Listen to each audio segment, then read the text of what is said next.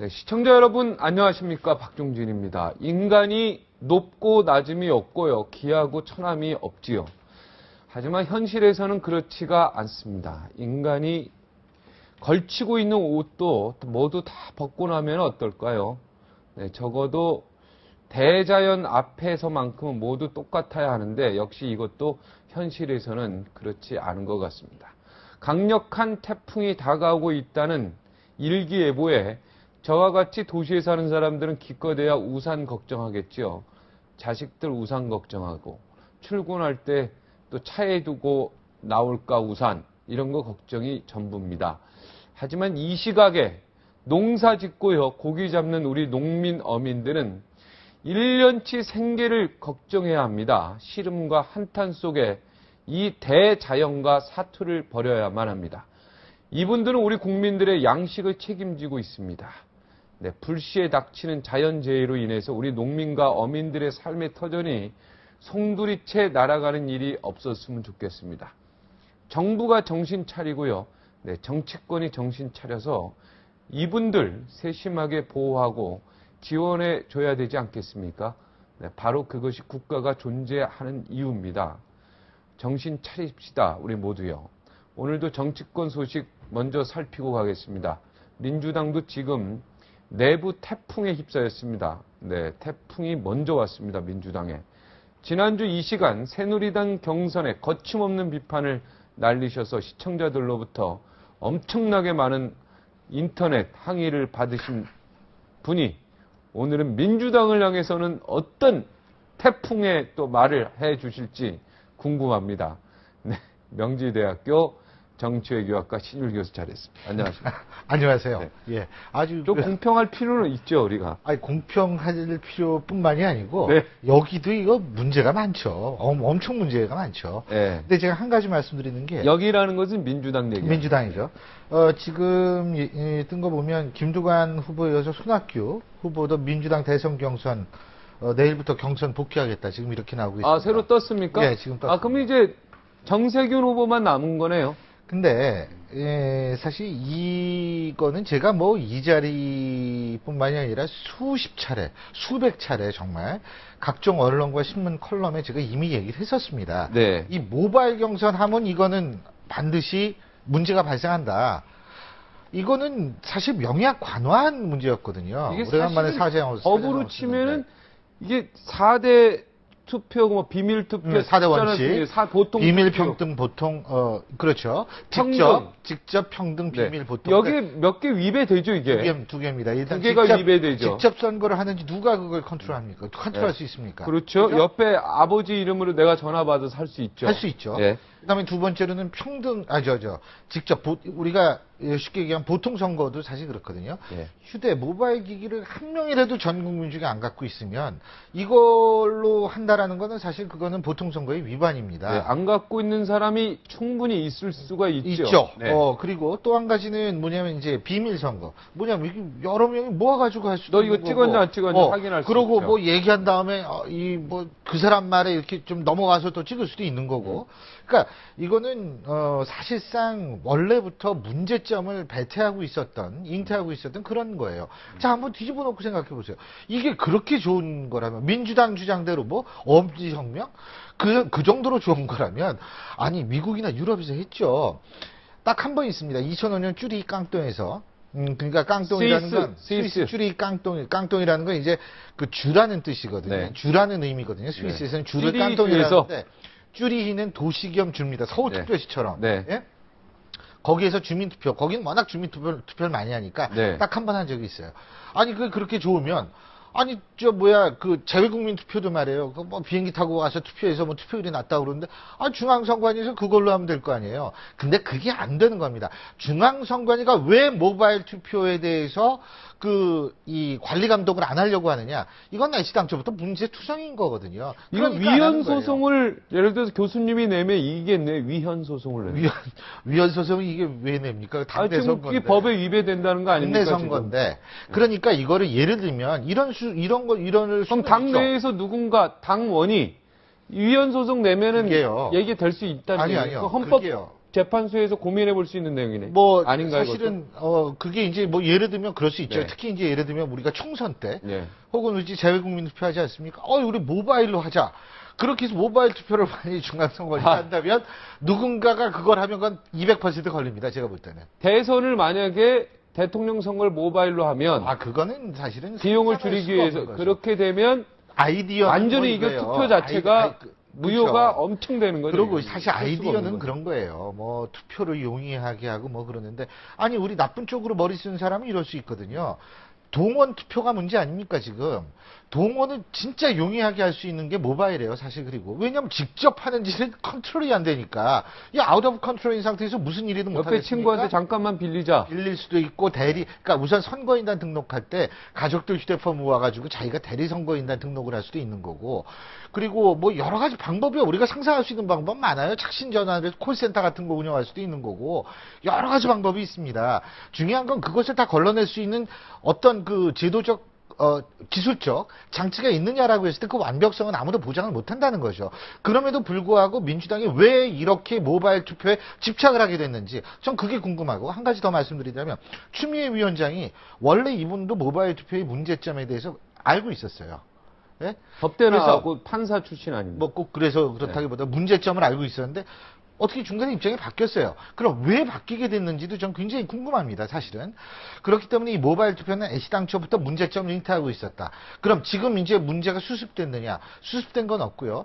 또 다른 종류의 문제가 전 얼마든지 불거질 수 있을 가능성이 높다라고 생각합니다. 어떤 또 문제? 그러니까 제가 아까 말씀드렸던 직접 우리가 비밀 선거의 원칙을 컨트롤할 수가 없는 상태이기 때문에 네. 대리 투표 문제가 불거질 수도 있고 여러 가지 문제가 불거질 수 있는 그러니까 거죠. 대선에서 만약에 모바일 투표 나오면 아니, 말도 안 그거는 되고 말도 안 그건 되는 거예요. 큰일 난다고 했잖아요. 예. 그게 바로 위헌적 요소가 있기 때문에 그런 거 아니겠습니까? 선거에 있어서의 가장 기본적인 원칙에 위배되기 때문에 그렇죠. 그런데 평등, 중요한 것은 보통, 뭐냐면 비밀 여기에다 위반된다고 평등, 해서. 보통, 비밀, 직접인데 그중에서 평등 선거의 원칙은 사실 뭐 위배는 아니고 위반이 된다라고 보통 얘기할 수는 선거 없고. 위배죠. 그렇죠. 근데 이제 당내 선거 같은 경우에 그것이 당내 선거도 똑같이 대선처럼 그거는요, 공평하고 오늘 정정당당하게 하죠. 박선영 전 의원이 나오시죠? 그분이 법대 교수이시기 때문에 그분한테 자세히 물어보세요. 그 부분은. 그렇습니까? 예.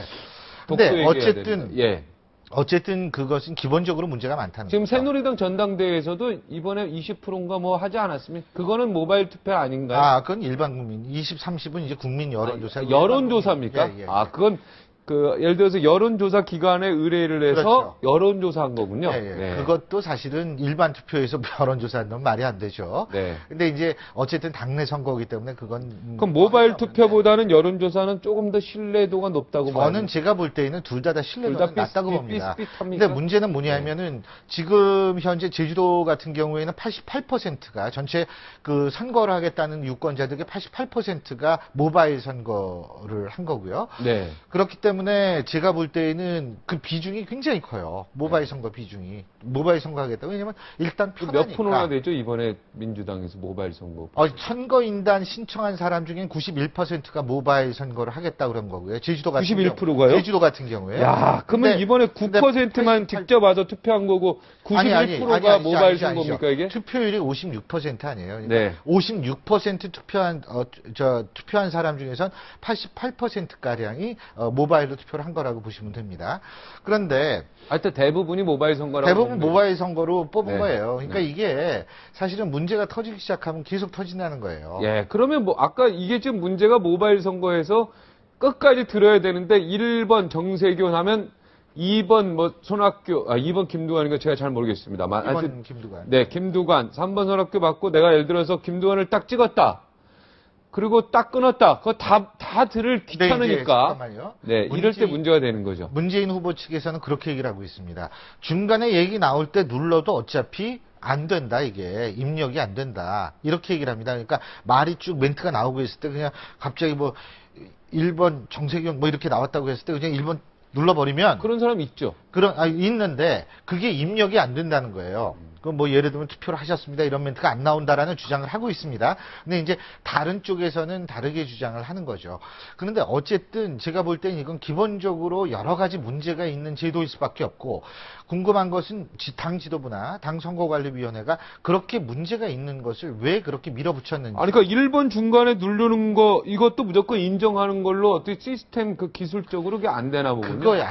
저는 이해가 안 가요. 그 부분도. 예를 들면 콜택시 안 불러보셨죠? 콜택시요? 네. 불러봤죠. 콜택시 네. 자주 부르면은 네. 우리가 어디서 자주 부르는지가 등록이래요, 자적으로. 아, 예. 그래가지고 딱 저다만 해도 자동 ARS가 딱 나와가지고 뭐냐면 뭐 출발지가 어디시면 맞으시면 1번, 1번 딱 누르고 끊으면 돼요. 네. 예?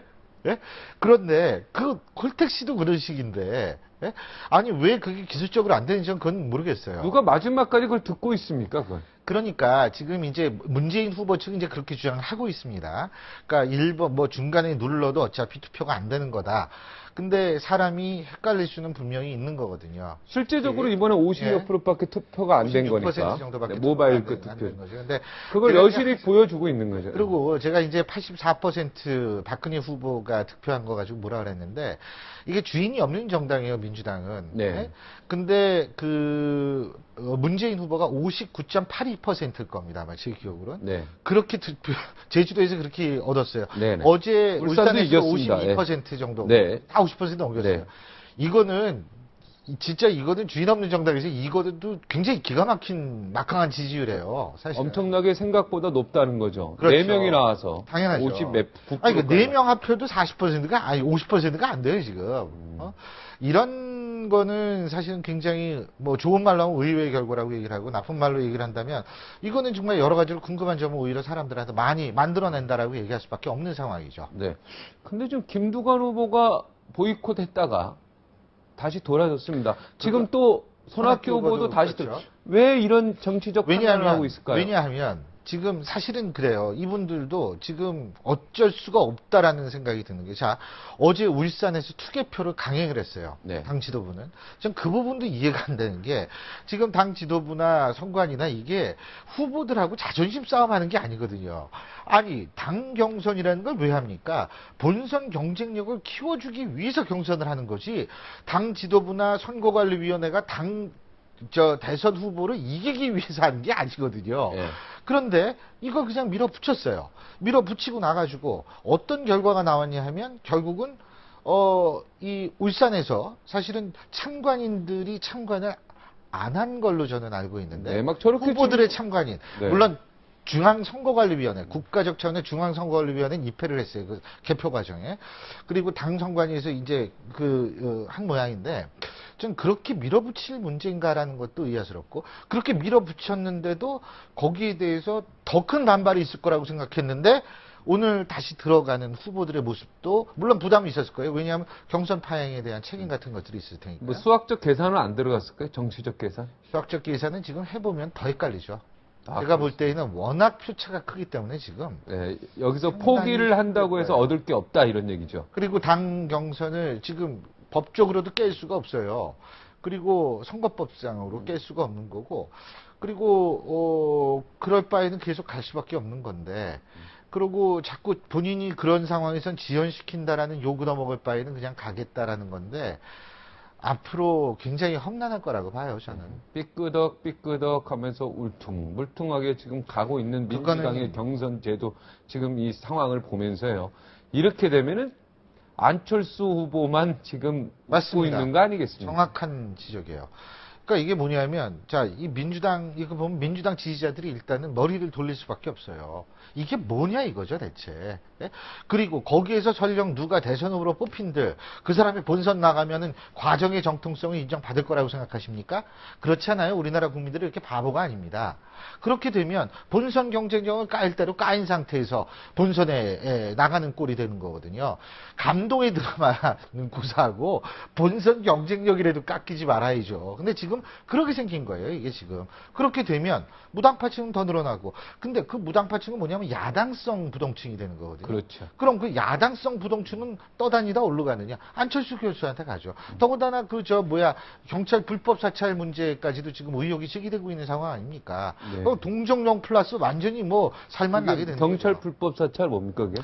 룸사롱 그 여자 관계 경찰이 조사했다라는 왜 그런 것이 인터넷에 오르지 않았습니까? 네. 사정 당국자의 말에 의한 뭐 이런 식으로 나왔는데 네. 경찰은 지금 부인하고 있습니다. 하지만 그럼에도 불구하고 민간인 사찰 의혹은 계속 끊임없이 제기될 수밖에 없는 상황이기 때문에 어떤 피해자 이미지도 갖고 또 이게 민주당은 이 모양이니까 어떤 거기에서 이 동정론도 받고 여러 가지 면에 있어서는 지지율이 계속 올라갈 수밖에 없는 상황이죠. 네. 라디오 20일 양경숙 20일 대표인지요. 간부 간부일 거예요, 아마. 간부로 네. 나오는데 네. 이분이 무슨 힘이 그렇게 있길래 막 수십억 원씩 공천원금 비례대표 받았다는 겁니까? 글쎄요. 일단은 본인은 투자 자금이다. 라디오 21의 투자 자금이다라고 주장을 하고 있고요. 수십억 원은 그러니까 받긴 받은 걸로 투자 인정하는데 자금이다. 그리고 투자할 때 왜 쓰는 계약서 같은 것도 네. 있다 이런 얘기인데 전 거기에서 이제 그거는 수사 결과 밝히는 거고 딱 한 가지 검찰이 오해받을 수 있는 점이 있어요. 뭐냐면은 현영희 의원 네. 이 사람 문제는 부산지검에서 수사를 했어요. 네. 그런데 지금 라디오 21의 그 이름이 뭐였죠? 양경숙. 예, 간부로 이 사람.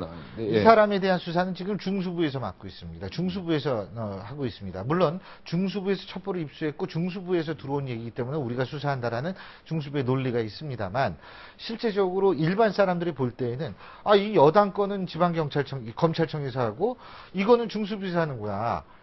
이러면은 일단은 상당히 오해를 받을 소지가 굉장히 높다는 거죠. 검찰이 아무리 나름대로 사정이 있어서 어떤 그런 일을 했다 하더라도 이건 굉장히 오해받을 소지가 많다는 거죠. 형사소송법상 고발 사건하고 인지수사 사건하고 좀 다를 수 있죠. 물론 그렇습니다. 그런데 이제 국민들 볼 때는 그런 시각을 우리 지울 수가 없다는 거죠. 네, 시각을 예. 볼 수. 왜 이거는 대검 중수부의 무서운 대검 중수부. 중수부 그럼 왠지 네, 모르게 더 무섭죠. 엄청나 보이잖아요. 네, 무섭습니다. 예. 네. 그리고 어떻게 잘 저기는 아시네 그래도 무서운지. 좀 알죠. 저도 기자세요. 예. 기자시니까. 근데 부산지검 거기도 무섭긴 한데 국민들 볼 때는 대검 중수가 훨씬 더 무서워 보이니까. 그러니까 예를 들면 그런 면에 있어서는 상당히 검찰로서 또 다른 좀 비난의 목소리 들을 가능성은 있습니다. 하지만 중요한 거는 정치 자금이라는 거 이건 수십억이거든요 지금. 네.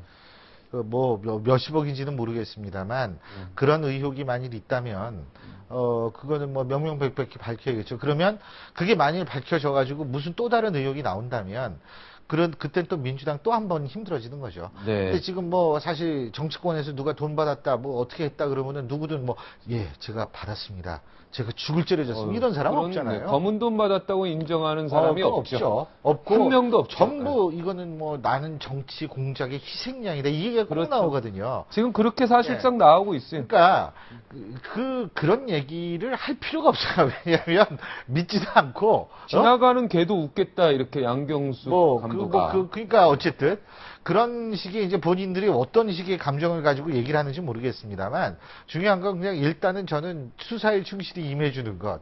모든 여야의 정치인들이 모두 이게 국민에 대한 예의라고 생각합니다. 그게 이제 투자자적이냐 아니냐 이런. 그렇죠. 이제 그리고 이제 돈의 흐름을 보면 그것이 예를 들면 수십억 원이라는 돈이 거기에 고여 있는지 라디오 21이라는. 근데 이걸 누가 찔렀을까요? 누가 이거를 고소인지 고발인지 했을까요? 첩보라고 그러잖아요. 첩보입니까? 구청에 무슨 단체 장을 하는 사람이 사람들한테 내가 돈을 얼마를 줬는데 투자 이익도 한 수가 안 되고 공천 이런 식으로 얘기를 했다라는 그런 얘기 때문에 이제 그렇다라는 얘기인데 그 수사하면 나오겠죠. 걔가 참 웃습니까? 제가 걔랑 독일에서 유학생활 10년 말고 웃는 거 봤습니까? 어렸을 때부터 걔랑 지금까지 쭉 같이 생활하고 있습니다. 아, 그래요? 예, 근데 제가 키운 걔만 그런지 모르겠습니다만 진짜? 걔가 아직은 웃는 거를 못 봤어요. 아직은 우는 건 봤어요, 저는. 웃는 개가 있을 수도 있겠죠. 우는 거. 근데 걔들이 감정 표현은 다 합니다. 걔가 울어요. 웃지 않아도 하죠. 네, 우는 울죠. 건 봤어요. 제가. 울죠, 그럼요. 눈물이 쫙 보이는 거예요. 우리 PD 걔는 웃는 데입니다. 그거 보세요. 그거 내가 웃는 개도 확인해 봐야 있을 수 되겠습니다. 있어요. 예. 안철수 검증놀이가 유행하답니다, 요즘에. 왜냐면 룸사롱 갔냐 안 갔냐 이런 거 따진 게 예. 그게 무슨 내용이냐. 예. 그게 무슨 안철수를 검증하는데 그 정도 가지고 군대 갈 때 무슨 뭐 집에 얘기했냐 안 했냐 이런 거 가지고 계속 왜 언론에서 떠들고 이렇게 안철수 흠내냐 이래서 삼성 비판하던 안철수 삼성동에서 저녁 먹어 뭐 이런 거 있고요. 안철수 부인은 영희가 아닌 것으로 밝혀져. 그리고 예. 철수와 영희 그렇죠. 초등학교한테 예. 그리고 안철수 길 가는 여자 쳐다봐.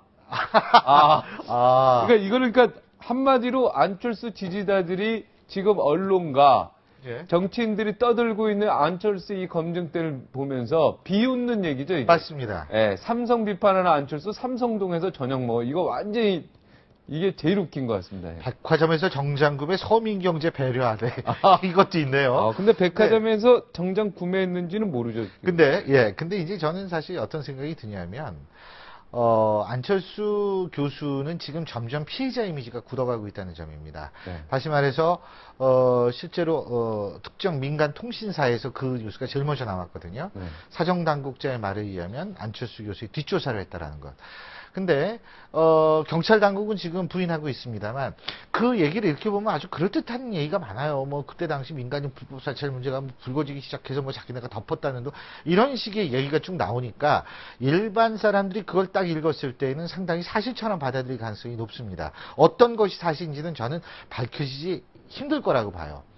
그런데 중요한 것은 뭐냐면 그런 얘기가 어쨌든 안철수 교수한테 동정론으로 다가갈 수가 있는 거고요. 네. 그렇게 되면 안철수 교수에 대해서 검증을 빙자한 여러 가지 얘기가 나오면 나올수록 안철수 교수는 점점 더 강해질 가능성이 있어요. 특히 동정을 받을 수밖에 없는 상황에서는.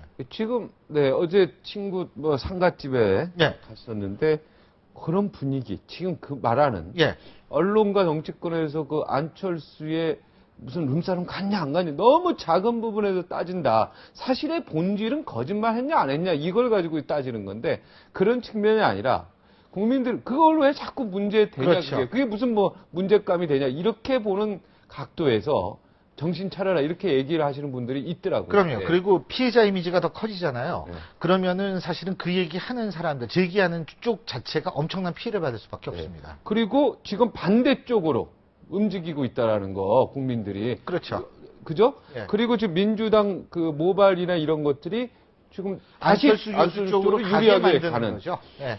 그렇게 되면 새누리당도 지금 비상이에요. 새누리당도 오늘 뭐 안대희 전 대법관 그죠?